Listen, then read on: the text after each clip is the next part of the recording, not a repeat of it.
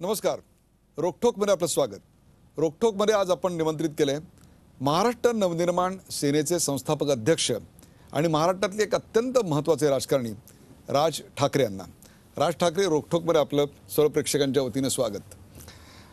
August September 2011 यावेळेला तुम्ही गुजरातचा दौरा केलात आणि गुजरातमधले अनेक विकास प्रकल्प पाहिलेत, माध्यमांनी त्याला प्रसिद्धी दिली. त्यावेळी तुम्ही गुजरातच्या विकास प्रकल्पांचं तोंड भरून कौतुकही केलं. त्याच्या दोन्ही चित्रफिती आपल्याकडे उपलब्ध आहेत. त्यानंतर तुम्ही, माझी जर आठवण बरोबर असेल तर, नरेंद्र मोदी पंतप्रधान पदाचे उमेदवार किंवा नरेंद्र मोदी पंतप्रधान पदासाठी लायक आहेत अशा स्वरूपाचं भारतातलं पहिलं विधान हे आलं तुमच्याकडूनच. त्यानंतर महाराष्ट्राच्या लोकसभेची निवडणूक आली आणि लोकसभेच्या तुमच्या पहिल्या भाषणात पहिली सर्वात मोठी घोषणा कुठली असेल तर ती म्हणजे पंतप्रधान पदासाठी माझा पक्ष आणि निवडून गेलेले खासदार हे नरेंद्र मोदींना पाठिंबा देतील. त्यानंतर आता विधानसभेची निवडणूक आलेली आहे. पुलाखालून बरंच पाणी वाहून गेलं आहे. तुमची मोदींबद्दलची भाषा ही सप्टेंबर 2011 पासून आत्ता. उदय, ह्याच्यामध्ये आपण नीट सविस्तर ह्याचं मी जरा उत्तर देतो. जिथे जिथे प्रगती होते किंवा प्रगती होते असं दिसतं आपल्याला, अशा ठिकाणी मी प्रत्येक ठिकाणी जातो. मग मी जगात पण फिरतो. जर समजा माध्यमांमधनं जर समजा मला कळत असेल किंवा बोलत असतील की बाबा गुजरातमध्ये अशा प्रकारची प्रगती सुरू आहे, आपल्याच भारतामधल्या जर समजा आजूबाजूच्या राज्यांमध्ये जर समजा अशा प्रकारची प्रगती होत असेल तर ती पाहणं हे मला असं वाटतं आपलं काम आहे. आणि त्या दृष्टिकोनातनं मी गुजरातचा दौरा मी तिकडे केला. एक गोष्ट तुम्हाला सांगतो, त्यावेळेला आपण पण होतात मला असं वाटतं त्यावेळेला, आणि त्यावेळेला मी तिथे पत्रकार परिषदेमध्ये मी सांगितलं की अजून खूप वेळ आहे. गुजरात महाराष्ट्राची बरोबरी करायला खूप वेळ आहे. महाराष्ट्र अजूनही नंबर 1लाच आहे. पण तो जो नरेंद्र मोदींच्या त्यांचा जो कामाचा झपाटा आहे किंवा आपल्या स्वतःच्या राज्याबद्दल पाहण्याचा जो दृष्टिकोन आहे, मला असं वाटतं की तो जास्ती मला आवडला. त्यांचं जे ॲडमिनिस्ट्रेशन किंवा ते जे काम आहे किंवा ओनरशिप होती, ओनरशिप आहे की माझं राज्य आहे, मला ती गोष्ट खूप आवडली. आणि त्या प्रकारेच मला असं वाटतं की आपापली राज्य ही उभी राहायला पाहिजेत. माझं एक नेहमी सांगणं असतं की प्रत्येकाने जर आपापलं राज्य मोठं केलं तर आपोआप देशच मोठा होणार आहे. तर ती जी गोष्ट होती आणि त्या गोष्टीतनं मला असं वाटलं की अशा प्रकारचा काम करणारा एक माणूस, ज्याची प्रतिमा आत्ता नॉन करप्ट अशी आहे आणि असल्या करप्शनचे कुठच्याही प्रकारचे डाग त्या माणसावरती नाहीत, असा माणूस या देशाचा जर पंतप्रधान झाला तर या देशाला चांगलं भवितव्य असेल. त्यात माझं काही चुकीचं नव्हतं. आणि ती जी माझी भूमिका आहे त्याच्याबद्दलही माझं आजही काही दुमत नाही आहे. पण घडलंही तसंच. पण त्यावेळेला तुम्ही गुजरात राज्याचे मुख्यमंत्री होतात. त्यावेळेला तुम्ही गुजरात करणं हे स्वाभाविक आहे. प्रत्येक राज्याचा मुख्यमंत्री हा आपापल्या राज्याची स्तुती करत असतो किंवा आपल्या राज्याबद्दल बोलत असतो. ज्या वेळेला तुम्ही पंतप्रधान झालात त्यावेळेला आता तुम्ही देशाचे पंतप्रधान आहात. मी या राज्यापेक्षा तुम्हाला हे राज्य मी पुढे घेऊन जाऊन दाखवीन, हे पंतप्रधानांनी नाही बोलायचं. तुमच्यासाठी प्रत्येक राज्य ही तुमची समान मुलं आहेत. बरोबर आहे. मी माझ्या भारताचा विकास करीन, हे पहिल्यांदा गोष्ट आली पाहिजे. तुम्ही एका पक्षाच्या कॅम्पेनला येता, ठीक आहे, तुम्ही त्या पक्षाचे नेते होतात आणि म्हणून तुम्ही पंतप्रधान झालात. पण पंतप्रधान झाल्यानंतर मला असं वाटतं की तुमची भूमिका बदलणं आवश्यक आहे. आज जर समजा आपण पाहिलं तर समजा इंदिरा गांधी घ्या, नेहरू घ्या किंवा फॉर दॅट मॅटर आपण अटलजी घ्या, वाजपेयी, आपण ह्या लोकांना कधीच कुठच्या प्रांताचे म्हणून ओळखलं नाही. आपण या देशाचे पंतप्रधान म्हणून त्यांच्याकडे पाहिलं. पण आज नरेंद्र मोदी पंतप्रधान झाल्यानंतर असं अजूनही तो मला फील येत नाहीये की ते भारताचे पंतप्रधान आहेत. आजही मला असं वाटतंय की ते गुजरातचे पंतप्रधान आहेत. आणि त्यामुळेच की काय आता विशेषतः मुंबईमध्ये विधानसभेला गुजराती विरुद्ध मराठी, मी त्याच्यावरती येतो. आणि त्या सगळ्या गोष्टी एक एक जर समजा आपण टप्प्याटप्प्याने पाहिल्या. आता नरेंद्र मोदी अमेरिकेमध्ये गेले, तिकडे भारतीय सगळ्या लोकांनी, खास करून जास्ती करून गुजरातीच होते, पण भारतीय लोकांनी तिथे त्यांचं स्वागत केलं.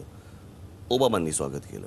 आता अमेरिकेसारखा देश, एक अत्यंत चालाक, हुशार असे हे देश, वेल इन्फॉर्म्ड, त्यांचा राष्ट्राध्यक्ष हा आमच्या पंतप्रधानांना भेटताना केम छो मिस्टर प्राईम मिनिस्टर असं ज्या वेळेला म्हणतो त्यावेळेला आमच्या देशाच्या पंतप्रधानाची जगामध्ये असलेली प्रतिमा ही गुजराती पंतप्रधान आहे का भारतीय पंतप्रधान आहे?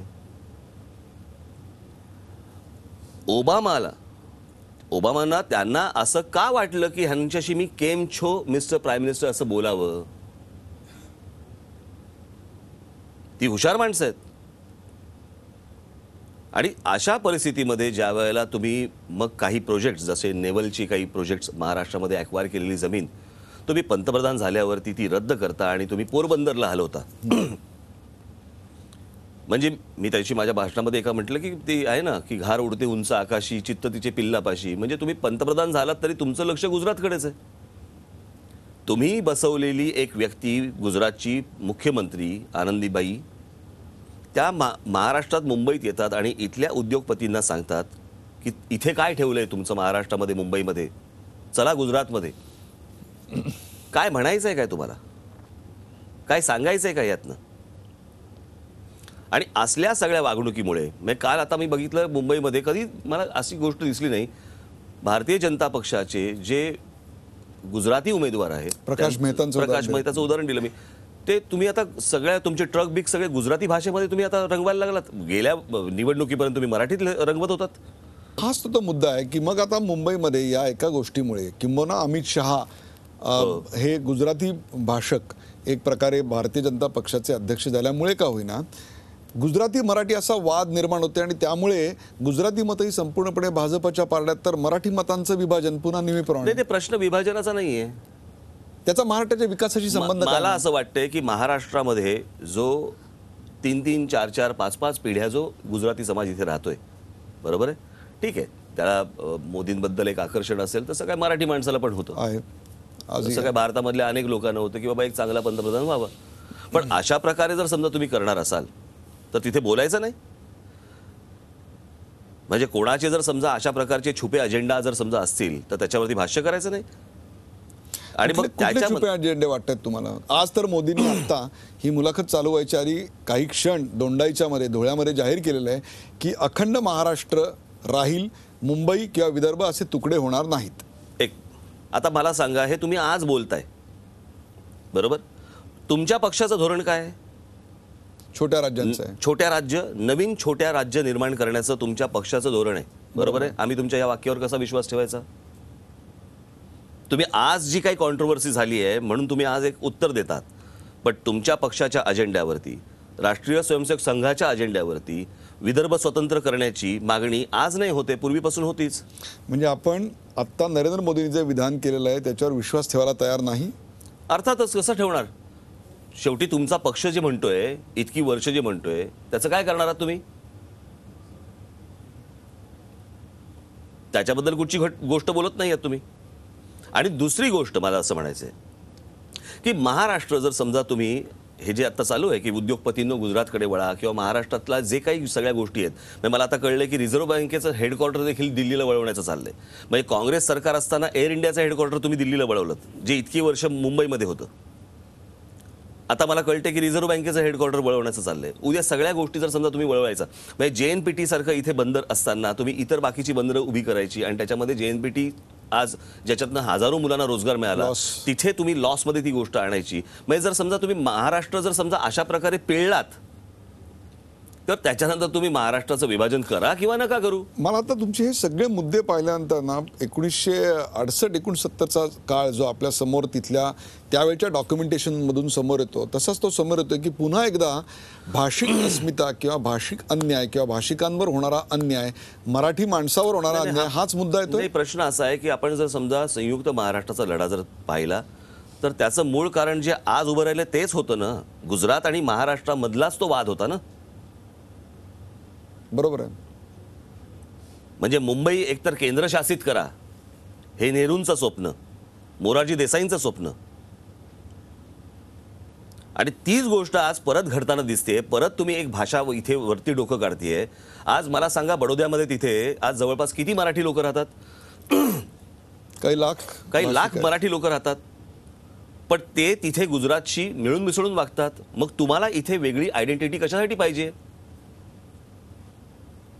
तुम्ही तुमच्या लँग्वेजचं स्तोम आजच का माजवायला लागलात परत तुम्ही? आणि ती गोष्ट तुम्हाला नरेंद्र मोदींचं पाठबळ मिळाल्यानंतर सुरू झालेली गोष्ट आहे ती, त्याच्या अगोदर नव्हती. नरेंद्र मोदींचं का स्थानिक नेत्यांचं? नाही नाही, सगळ्यांचंच ना, त्याच्यामुळेच मिळालं ना. बरोबर. आता या सगळ्या गोष्टींमध्ये जी भेदाभेद सुरू झाली ही निर्माण कोणी केली? तुम्हीच केलीत. गेल्या निवडणुकीपर्यंत मला सांगा, 2009च्या निवडणुकीपर्यंत हा विषय नव्हता ना. जोपर्यंत ज्याच्यानंतर तुम्ही मोदी मोदी मोदी मोदी जेव्हा सुरू झालं त्याच्यानंतर हे मुंबई महाराष्ट्रामध्ये वातावरण सुरू झालं. आणि त्याच्यामध्ये तुम्ही जी काही स्टेटमेंट्स केली, तुम्ही ज्या काही गोष्टी केल्यात आल्यावरती त्याच्यातनं आम्हाला जास्ती जाणवायला लागलं की पुन्हा परत तुम्ही ती जी जुनी जखम आहे ती परत तुम्ही त्याची खपली काढताय का. पुन्हा एक वेगळा लढा उभारण्याची गरज, याचा सुतोवाच तुम्ही आत्ता करताय. नाही, अशी गोष्ट आणू नये महाराष्ट्रावरती ती वेळ. एक दुसरा विषय ब्रेकवर जाण्यापूर्वी एक छोटासा विषय आहे, पण तो अत्यंत महत्त्वाचा आहे. तो म्हणजे पहिल्यांदा भारतीय जनता पक्षाच्या निवडणुकीच्या जाहीरनाम्यात आम्ही वाचलं की चलो चले मोदी के साथ शिवछत्रपती का आशीर्वाद. त्यानंतर त्यांच्या नेत्यांनी याच खुर्चीवर बसून सांगितलं की शिवाजी महाराज ही कोणाची प्रायव्हेट प्रॉपर्टी नाही.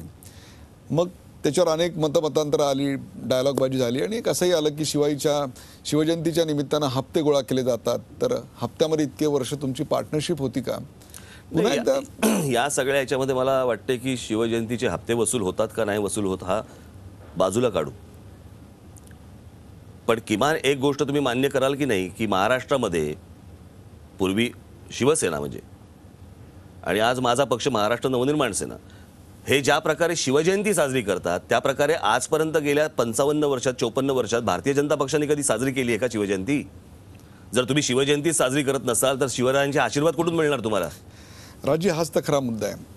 शिवजयंती हा मराठी माणसाच्या अस्मितेचा, मराठी माणसाच्या श्रद्धेचा भाग आहे. परंतु या निवडणुकीत, आणि फक्त या निवडणुकीतच नव्हे, हिअर मी आउट, 2004ची निवडणूक आठवा, जेम्स लेन प्रकरण आठवा. आत्ता खरं ते काढायचं कारण नाही, पण विषय निघाला म्हणून हा प्रश्न येतोय. शिवाजी महाराज, मग तो स्मारक असो, शिवाजी महाराज मग तो जेम्स लेन असो, किंवा आता शिवछत्रपतींचा आशीर्वाद असो, आमच्याच महापुरुषांना आम्ही निवडणुकीचे प्यादे बनवतोय.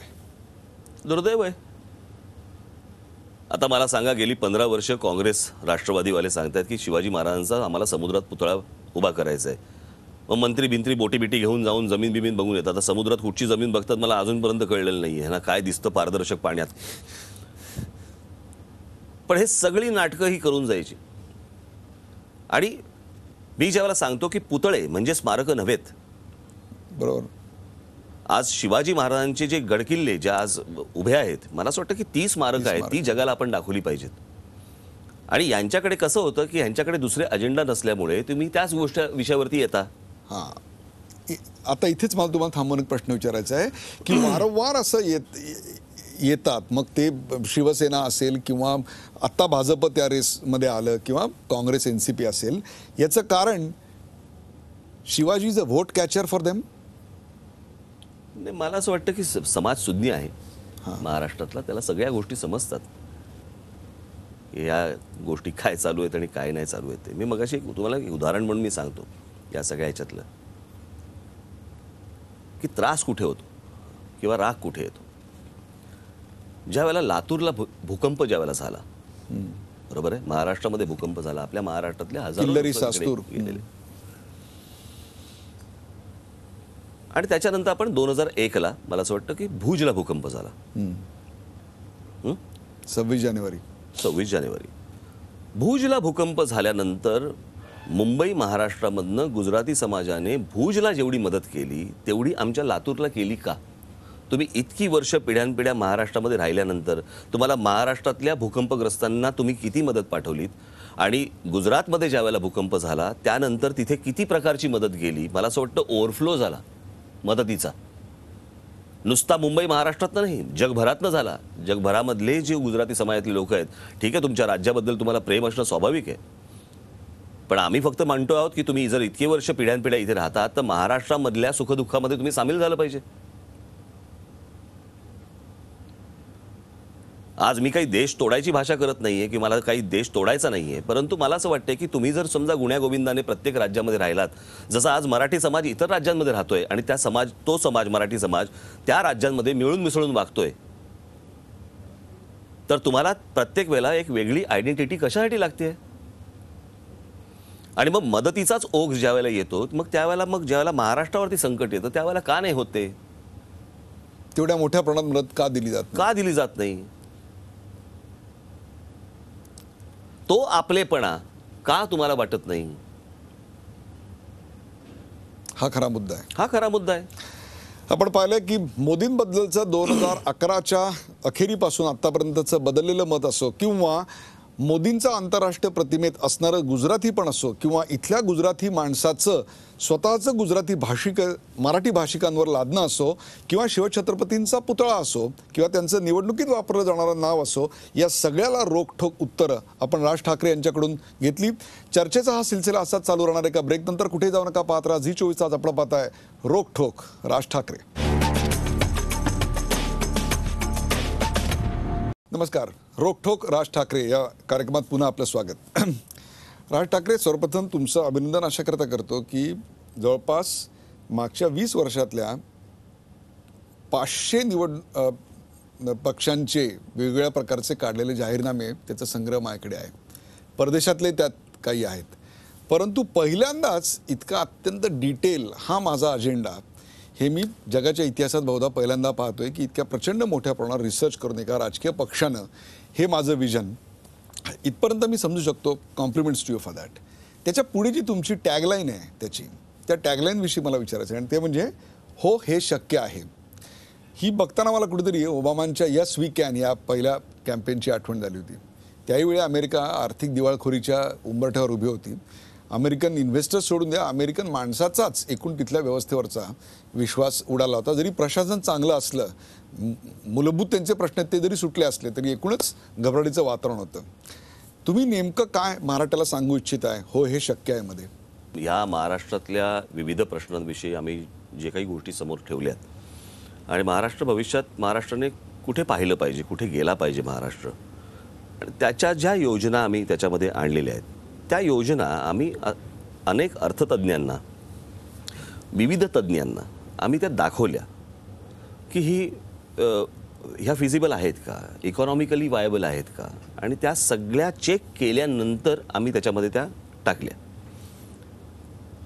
आता त्या सगळ्या चेक केल्यानंतर आम्ही जो निर्णय घेतला त्याच्यात मला पहिला फील असा आला की होय हे शक्य आहे. त्याचा ओबामांनी काय म्हटलं होतं की ह्याच्याशी काही नाही, म्हणजे आता उदाहरणार्थ सांगतो, बऱ्याचदा या सगळ्या गोष्टींची कंपॅरिझन होते. म्हणजे आता गेल्या लोकसभेला जे कॅम्पेन होतं अच्छे दिन आएंगे, बरोबर आहे, तर ती जी लाईन होती ती ॲक्च्युली रुझवेल्ट यांची लाईन होती, happy days are here again, बरोबर आहे. पण मला माहीत नाही की ती happy days are here again वरनं घेतली होती का तो एक होप आहे. नाही, मला एक पाहिल्यानंतर एक सहज त्याच्यात एक सिमिलरिटी आठवली. परंतु हा पण अतिशय महत्त्वाचा आहे की अनेक तज्ज्ञांची चर्चा केली. त्याचा एक मी हे संपूर्ण पाहत होतो. ज्यावेळेला तुम्ही ती बाहेर आणली त्या दिवशी दुर्दैवाने महाराष्ट्रात युती आणि आघाडी तुटली असल्यामुळे आमच्या सगळ्या माध्यमांचं लक्ष या चांगल्या गोष्टीकडे जायच्याऐवजी त्या ज्याला न्यूज व्हॅल्यू आहे त्याच्याकडे गेलेलं होतं. परंतु त्याच्यानंतर मी जेव्हा हे अतिशय डिटेलमध्ये तुम्ही पाठवलेली पुस्तिका असेल, CD असेल, ते पाहिलं तेव्हा असं लक्षात आलं की महाराष्ट्राच्या उज्ज्वल भविष्याचा तो एक प्रकारे प्रोजेक्ट रिपोर्ट आहे असं मला वाटलं.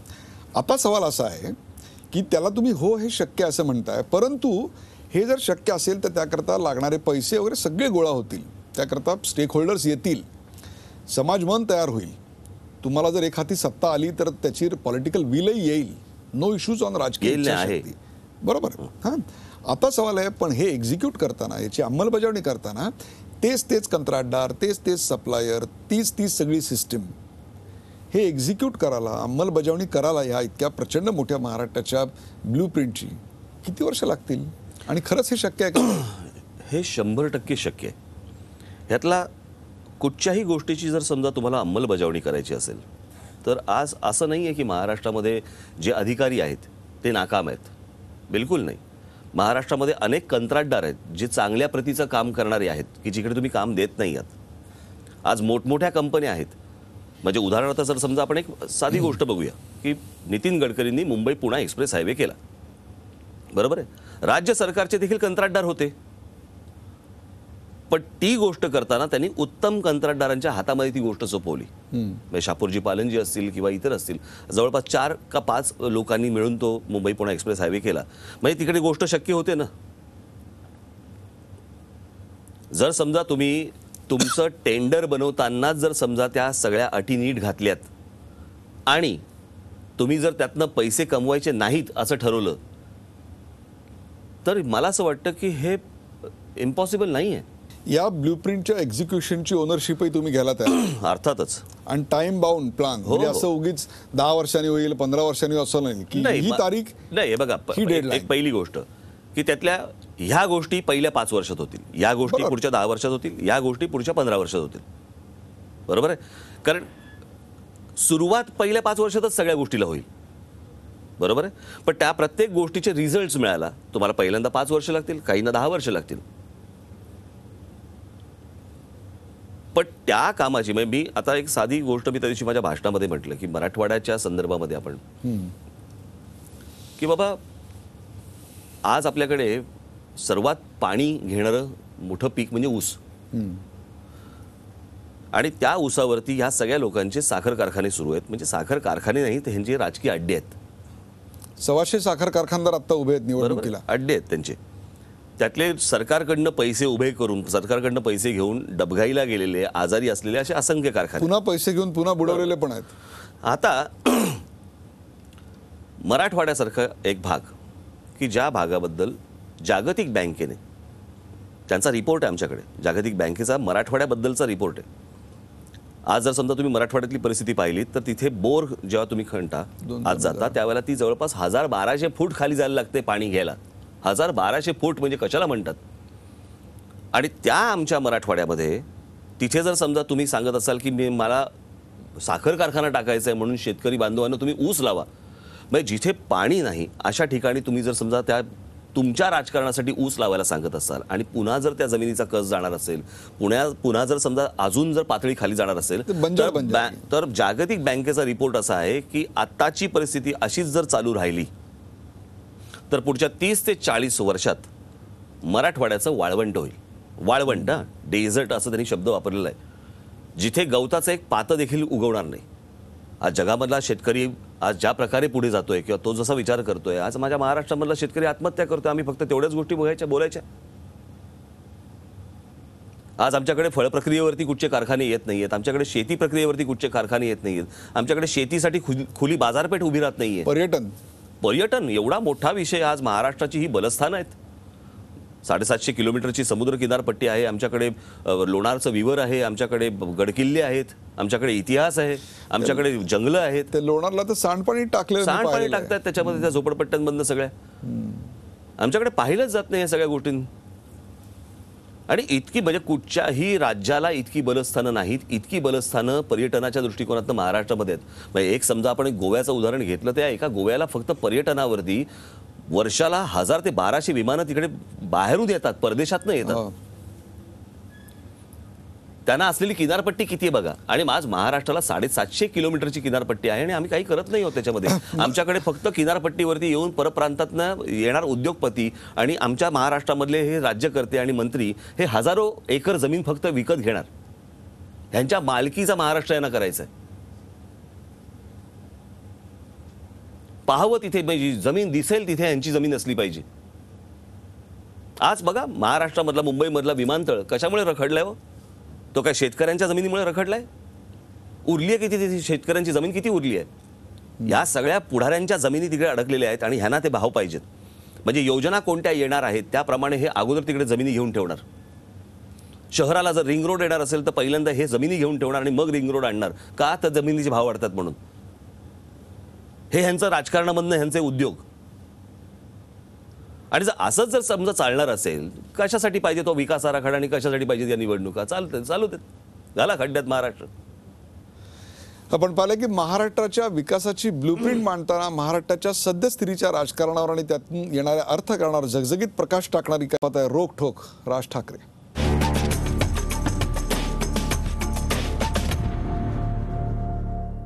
नमस्कार. रोखठोक राज ठाकरे यामध्ये पुन्हा एकदा आपलं स्वागत.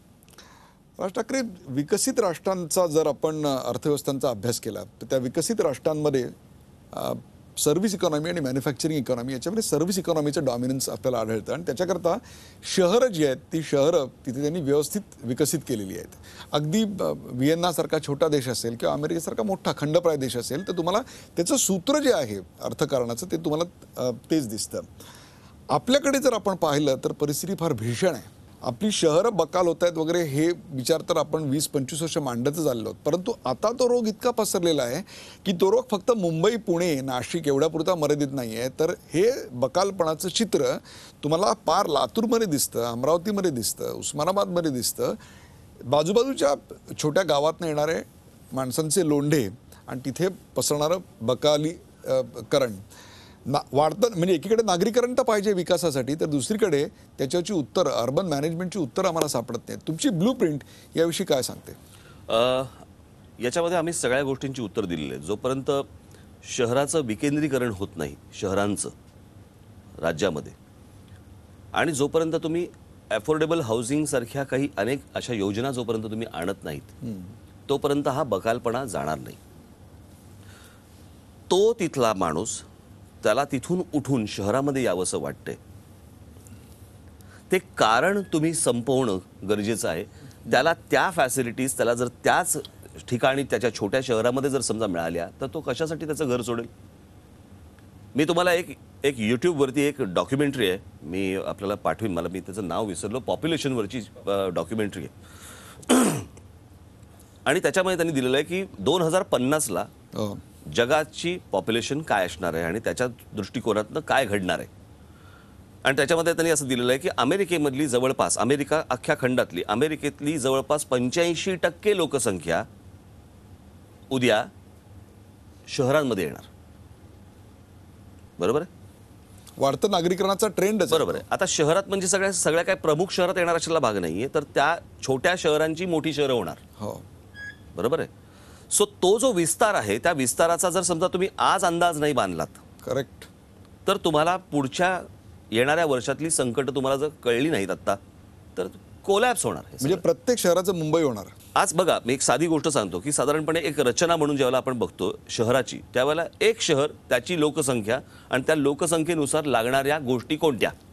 एक, शाळा, हॉस्पिटल, कॉलेज, हॉस्पिटल, मार्केट, मैदानं, बागा, बरोबर, घर तर असतात, घर, रस्ते, बरोबर आहे, डम्पिंग ग्राउंड. आता डम्पिंग ग्राउंड बद्दलची आमची जी योजना आहे की ही जी शहरं आहेत या शहरांमध्ये आपण सकाळी रोज बघतो की अनेक कचऱ्याच्या गाड्या निघतात आणि मला असं वाटतं डम्पिंग ग्राउंडमध्ये किती कचरा पडतो हा एक प्रश्नच आहे, कारण रस्त्यावरतीच जास्ती ते पाडत जातात.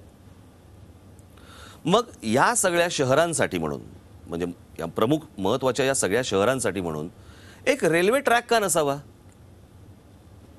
की जिकडे मानव वस्ती नाही अशा ठिकाणी तुम्ही तिकडे डम्पिंग ग्राउंड करणं. बरोबर आहे? तिथे पुन्हा मानव वस्ती होणार नाहीत अशा कुठच्याही गोष्टी तुम्ही तिकडे न देणं, परवानग्या न देणं. अमेरिकेतल्या काही भागात मी पाहिलंय, हे मला कल्पना नाही केलेलं आहे. आणि तिथे जर समजा आपल्या शहरामधनं एक ट्रॅक अख्खा त्याच्यासाठी पूर्णपणे दिलेला असा जर समजा तुम्ही ठेवलात आणि त्या शहरामध्ये ज्या गाड्या आहेत त्यांनी जर समजा त्या स्टेशन्सना जाऊन तो कचरा तिथे टाकला आणि त्या गाड्या जर समजा तो कचरा घेऊन जर लांब गेले, बरोबर आहे, तर हाही बाकीचा विषय संपतो. कचरामध्ये पडत नाहीये, डम्पिंग ग्राउंडवरती बरोबर जातं, ते लोकवस्तीपासून लांब असेल. आज मी ज्यावेळेला तुम्ही मुलुंडचा चेकनाका आपण संध्याकाळी रात्री ओलांडल्यानंतर श्वास घेता येत नाही तिकडे त्या डम्पिंग ग्राउंडमुळे, आणि तिथे तुम्ही इमारतींना परवानगी देतात, आरोग्य धोक्यात येतं त्यामुळे. सो काय झालंय, महानगरपालिका, राज्य सरकार या सगळ्या इतक्या एजन्सीज झाल्यात या सगळ्या शहरांमध्ये की कोणाचा पायपोस कोणात नाहीये. आणि जोपर्यंत आज ट्रॅफिकचा इतकं म्हणजे केऑस झालेला आहे सगळ्या शहरांमध्ये, इतक्या गाड्या रोज येत आहेत, इतक्या गाड्या रोज रजिस्टर होत आहेत. म्हणजे तुम्हाला सांगतो, आज आपल्या शहरांमध्ये रात्रीच्या गाड्या जिकडे पार्क केलेल्या असतात, उद्या जर समजा एखादी दुर्दैवाने काही घटना घडली आणि समजा आग लागली तर त्या गल्लीमधनं किंवा त्या रस्त्यावरून फायर ब्रिगेडचा बंब नाही जाऊ शकत आतमध्ये. हो, म्हणजे आज आपल्या रस्त्यांची जर ही अवस्था असेल, आम्ही पार्किंगसाठी लॉट तयार करत नाही, पार्किंग लॉट तयार होत नाहीत आमच्याकडे, पार्किंगसाठी जागा तयार होत नाहीत.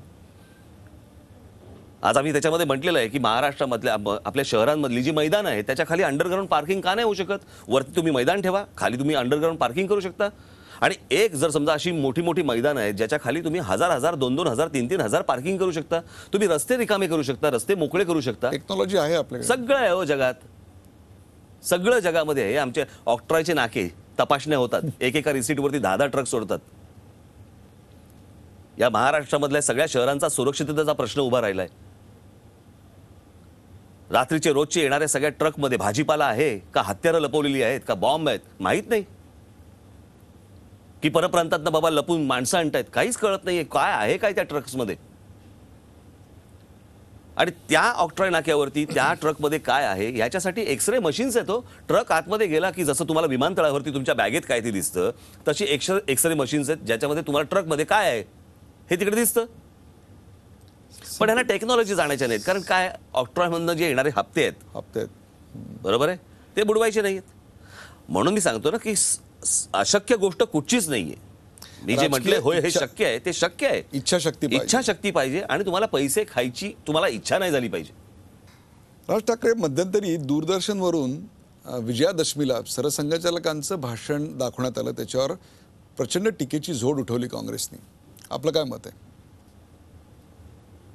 सरकारी माध्यमांचा गैरवापर आहे असं म्हटलं जातं. नाही, हे बघा, आता शेवटी ते दूरदर्शन आहे, बरोबर आहे. दूरदर्शनने देखील आता इतर आलेल्या चॅनल्स बरोबर कॉम्पिटिशन करणं गरजेचं आहे. आणि चॅनल जी आहेत, बरोबर आहे, आता इतकी चॅनल्स आहेत, त्याच्यावरती जर एखादी गोष्ट जर लाईव्ह जात असेल तर ते दूरदर्शनवरती दाखवल्याने काय फरक पडणार आहे असा? मला असं वाटतं भारतामधल्या अनेक लोकांची भाषणं ही निवडणुकीचा काळ असेल किंवा एरवी पण अनेक चॅनल्स हे लाईव्ह दाखवतात. त्याच्यामध्ये आज भारतीय जनता पक्षाची वरती सत्ता आहे म्हणून सरसंघचालकांचं जर समजा तिकडे काय भाषण समजा लाईव्ह दाखवलं, आता तुम्ही बाळासाहेब असताना दसरा मेळाव्याचं भाषण सगळीकडे लाईव्ह जायचं नाही का? त्यात काय, मला काही त्याच्यामध्ये काही चुकीचं वाटत नाही. इतक्या वर्षानंतर महाराष्ट्राच्या राजकारणामध्ये युती आणि आघाडी आता वेगवेगळे होऊन लढत आहेत. मनसे आहे, म्हणजे एक प्रकारे महाराष्ट्रातल्या जवळपास प्रत्येक विधानसभा मतदारसंघात पंचरंगी लढत आहे. महाराष्ट्राच्या राजकारणाची एक पूर्णपणे पुनर्मांडणी, फेरमांडणी होते. एक नवं चित्र महाराष्ट्राचं समोर येते. काय हे चारी पक्ष हे ढोंगी आहेत. हे आज फारकत घेतील, उद्या एकत्र येतील. म्हणजे आता साधी गोष्ट लक्षात घ्या ना, की आता तुम्ही म्हणताय युती तुटली महाराष्ट्रातली, शिवसेनेचा केंद्रात मंत्री आहे, मुंबईमध्ये महानगरपालिकेमध्ये युती आहे. मग यांचं काय आहे, यांचं फारकत झाली आहे की नाही झाली हे कसं कळणार? एका बाजूने टीका करणार, लोकांना मूर्ख बनवणार, नंतर परत एकत्र येणार. म्हणजे जे शरद पवारांनी जे केलं, विदेशीच्या मुद्द्यावरती बाहेर पडले, स्वतंत्र पक्ष काढला आणि नंतर परत एकत्र आले आणि गुण्यागोविंदाने परत सरकारमध्ये बसले. यांचं लक्ष ही फक्त सत्ता आहे. सत्ता, पैसा या गोष्टी आहेत. याच्या पलीकडे यांच्याकडनं काही घडणार नाही. म्हणजे आज जर समजा तुम्ही ह्या आत्ता आघाड्या आणि युत्या तोडायच्या अगोदर गेले 2 महिने काय चालू होतं यांचं? यांच्या जागा, ह्यांना किती जागा मिळणार आणि किती जागा सुटणार? सगळेजण वेगवेगळ्या नंदनवनात फिरत होते की आम्हाला हे खातं मिळणार, आम्हाला ते खातं मिळणार, हे चालू होतं ना. काय करणार हे कोणाच्या डोक्यात नव्हतं.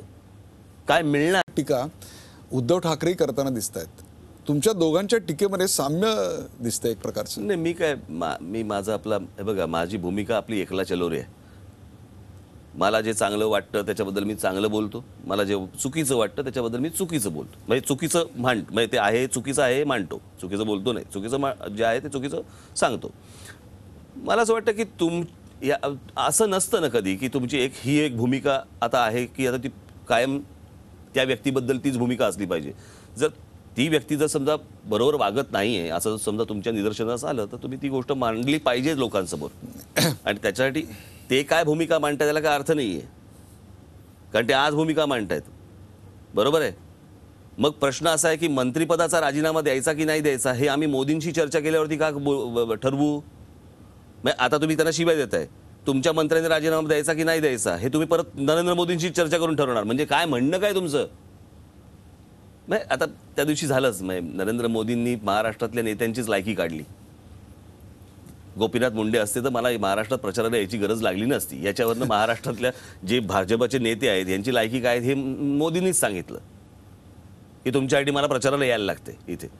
आणि भारताचे पंतप्रधान 10 दिवस एखाद्या राज्यामध्ये येऊन 3 4 सभा घेत आहेत. त्यांनी काय 40 सभा घ्याव्यात, मला काही त्याच्याशी कर्तव्य नाही आहे. ते का सभा घेत आहेत आणि कशासाठी सभा घेत आहेत याच्याशी मला काही कर्तव्य नाही आहे. पण ज्या वेळेला आम्ही तुमच्या हातामध्ये देशाची सूत्र दिलेली आहेत, तिथे आज कालच तिथे पाकिस्तानकडनं हल्ले होत आहेत, बॉम्ब हल्ले होत आहेत. आज पहाटेही झाला. आमचे जवान तिकडे शहीद होत आहेत. सरकार ज्या वेळेला आलं त्यावेळेला काय सांगितलं गेलं होतं तिकडे? मला असं वाटतं नितीन गडकरीच बोलले होते ना की आता काँग्रेसचं सरकार राहिलेलं नाहीये, आता आमचं सरकार आलंय, आम्ही तसंच उत्तर देऊ. द्या. त्याच्याऐवजी तुम्ही मिठाई पाठवताय त्यांना, तुमच्या शपथविधीला तुम्ही त्यांना आमंत्रण देतात, बोलवतात. ते कुत्र्याचं शेपूट आहे, ते वाकडच राहणार आहे पाकिस्तानचं. त्यामुळे आपल्याकडची जी ती म्हण नाही का की कारलं तुपात लोळवा किंवा साखरेत बुडवा, काही करा, ते कडूच लागतं.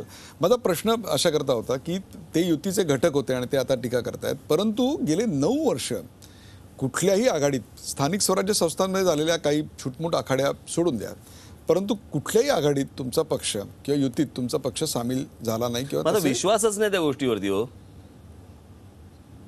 अहो, त्याच्यामध्ये कुठचंही प्रकारचं रिलेशन नाही आता. त्याच्यामध्ये फक्त एक डील आहे. तो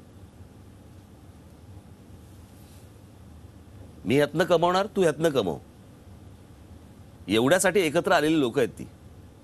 आम्ही काहीतरी घडवून दाखवू यासाठी एकत्र आलेली लोक नाही आहेत ती. आणि तसं जर असतं तर करून दाखवलं असतं ना, दिसलं असतं महाराष्ट्राचं. काय माहिती का, शेवटी हा एक नंबर गेम असतो दुर्दैवाने. 145-44चा आकडा गाठायचा असतो. जर उद्या मनसेला काही आकड्यांसाठी एखाद्या पक्षाची गरज लागली किंवा दुसऱ्या एखाद्या पक्षाला मनसेची गरज लागली, मी तुम्हाला एक गोष्ट सांगतो. गरज लागली नाही लागली वगैरे हा सगळ्या नंतरचा भाग. पण हा राज ठाकरे सत्तेसाठी लाचार नाही होणार, एवढं निश्चित. मी कोणाचे पाय नाही चाटणार. तुमचा नैसर्गिक पार्टनर कोण असू शकतो अशा क्षणी? महाराष्ट्राची जनता. कुठला राजकीय पक्ष तुम्हाला त्यावेळी जवळचा असेल? ती वेळ माझ्यावरती महाराष्ट्र जनतेने आणू नये आणि पूर्णपणे ताकदीने माझ्या हातामध्ये राज्य द्यावं. मी अशा करता विचारतोय की 9 वर्ष झाले तुमची ही अकेला चलोरेची वाटचाल चालू आहे. 9 वर्ष कुठल्याही प्रकारचं पाठबळ नसताना स्वतःच्या पक्षाचा अजेंडा उभा करायचा, झेंडा लावायचा, सवंगडी गोळा करायचे, महाराष्ट्राचे दौरे करायचे, जनतेला आपलं म्हणणं पटवून द्यायचं, इतरांपेक्षा आपण वेगळे आहोत हे दाखवायचा प्रयत्न करायचा किंवा तसा विश्वास द्यायचा प्रयत्न करायचा. मला सांगा, हे सगळं होत असताना आणि बाजूला पक्ष चालवायचा म्हणजे निधी संकलनही आहे, या सगळ्याची एकट्यावर जबाबदारी खांद्यावर घ्यायची. 9 वर्ष झाल्यानंतर हाती काय मिळालं असं वाटतं? प्रेम लोकांचं मिळालं, निश्चित मिळालं. कुठच्याही गोष्टीला आज मला साधी गोष्ट सांगा, इतर राजकीय पक्षांची पहिली 8-9 वर्ष काढा आणि माझ्या पक्षाची पहिली 8-9 वर्ष काढा. त्या सगळ्या याच्यामध्ये त्या राजकीय पक्षांना लागलेला वेळ आणि माझ्या पक्षाला लागलेला वेळ ह्याच्यामध्ये जर समजा तुम्ही विचार केलात आणि जो लोक विश्वास ठेवतात माझ्यावरती किंवा विश्वास ठेवू इच्छितात किंवा पुढे ठेवतील, तो विश्वास तोडण्यासाठी म्हणून मी नाही राजकारणामध्ये आलो. मी अगदी माझं स्पष्ट सांगतो, मी प्रॉपर्टी कमवायला नाही आलो. मला फक्त एवढंच सांगायचं, संयुक्त महाराष्ट्र होऊन आज 54 वर्ष झाली. 54 वर्ष या महाराष्ट्रावर प्रयोग झाले, बरोबर आहे. वेगवेगळे पक्ष आले आणि त्यांनी या सगळ्या गोष्टीचं महाराष्ट्राचं वाटोळं केलं, बरोबर. आज एका विश्वासाने, आत्मविश्वासाने एक राज ठाकरे तुमच्यासमोर येतोय, एक आराखडा घेऊन येतोय. हा एक प्रयोग करून बघा. यशस्वी झाला तर महाराष्ट्राच्या भल्याच आहे, नाही झाला बाजूला चला राज ठाकरेला. या मुलाखतीचा शेवट करताना एक वैयक्तिक प्रश्न आहे. उद्धव ठाकरे मध्यंतरी आजारी होते तेव्हा तुम्ही त्यांच्या भेटीला गेलात, त्यांना हॉस्पिटलमध्ये डिस्चार्ज मिळाला तेव्हाही तुम्ही त्यांच्याबरोबर होतात. मध्यंतरी तुम्हाला बरं नव्हतं आणि ऐन निवडणुकीच्या धामधुमीत तुम्हाला बरं नव्हतं. त्यावेळेला उद्धव ठाकरे यांचा तुम्हाला फोन आला.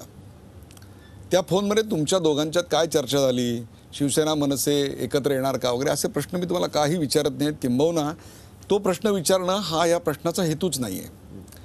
मला फक्त एवढंच उत्तर हवं आहे तुमच्याकडनं की त्या फोनमध्ये तुम्ही उद्धव ठाकरे यांना दादू म्हणून हाक मारलीत का आणि त्यांनी तुम्हाला राजा म्हणून हाक मारलीत का? आठवत नाही, पण मला असं वाटतं आमचं बोलणं फक्त एवढंच झालं, काय कशी तब्येत? म्हटलं नाही, मला कारण खोकला खूप होता मला आणि अंगात त्राण नव्हते, त्याच्यामुळे मला तसं फारसं मला बोलता नाही आलं, कारण मला डास लागत होती मला प्रत्येक शब्द बोलताना. तर ते बोलतानाच मला परत खोकला सुरू झाला. त्याने मला ठीक आहे नंतर फोन करतो मी, एवढंच झालं, फार नाही बोलणं झालं आमचं. पण खोकला येत असताना, ढास लागलेले असताना सुद्धा तुमचं बोलणं थोडंफार का विना त्यांना कळत होतं. म्हणजे त्यांच्यापर्यंत पोहोचत होतं तुम्हाला काय म्हणायचे ते. हो, त्याला माहीत नव्हतं मी आजारी आहे ते. माझे मामा चंदू मामा आहेत, वैद्य. त्यांनी त्याला सांगितलं की मी आजारी आहे म्हणून, आणि बस तेवढाच एक संवाद झाला. पण मला असं वाटतं की त्या गोष्टी असतातच ना, म्हणजे आपण तो आजारी असताना किंवा माननीय बाळासाहेब ज्यावेळेला आजारी होते त्यावेळेला मी तिकडे होतो, बरं का. मला असं वाटतं ते आपलं कर्तव्य आहे आणि त्या गोष्टी करणं स्वाभाविक आहे, त्याचा काही राजकारणाशी काही संबंध असतो अशातला भाग नाही. प्रेक्षक, आपण पाहिलं मागचे तासभर मोदींबद्दलची बदलती भूमिका, गुजराती मराठी वाद, मुंबईचं बकालीकरण, एवढंच नव्हे तर महाराष्ट्रातल्या अनेक शहरांचं बकालीकरण, त्यावरच्या उत्तरासाठी ब्लूप्रिंटमध्ये केवळ तेवढाच विषय नाही तर रोजगार, शेती, पाणी अशा अनेक विषयांवरच्या ब्लूप्रिंट मागची नेमकी प्रेरणा काय होती, हो हे शक्य आहे यामागचा अनुभव काय होता, आणि त्याचबरोबर महाराष्ट्राच्या सध्याच्या राजकारणाची जी पुनर्मांडणी, फेरमांडणी होते त्यात मनसेचं नेमकं स्थान काय, एकटी वाटचाल 9 वर्ष करताना येणारी ऊर्जा कुठून येते, आणि त्याहीपेक्षा उद्धव ठाकरेंचा आलेला फोन, अशा सगळ्या प्रश्नांवर रोखठोक उत्तरं आज राज ठाकरे यांनी दिली. राज ठाकरे, आज झी 24 तासच्या प्रेक्षकांसाठी तुम्ही इतका प्रदीर्घ वेळ काढलात त्याबद्दल प्रेक्षकांच्या वतीनं धन्यवाद.